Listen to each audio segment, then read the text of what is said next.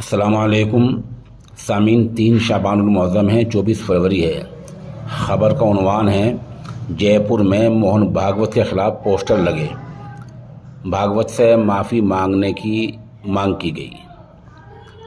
रियासत राजस्थान की राजधानी जयपुर में रात में मोहन भागवत के ख़िलाफ़ चौराहों पर, खंभों पर, दुकानों पर पोस्टर लगे हैं। एक तरफ उनके पोस्टर लगे हैं तो एक तरफ कहा गया है कि ब्राह्मण समाज को अपमानित कर रहे हैं, बेइज्जती कर रहे हैं, इसलिए मोहन भागवत को माफ़ी मांगनी चाहिए। बता दें, कुछ दिन पहले मोहन भागवत ने कहा था कि मुल्क में जो छोटी जात बिरादरियाँ बनाई गई हैं वो ब्राह्मण समाज की देन है।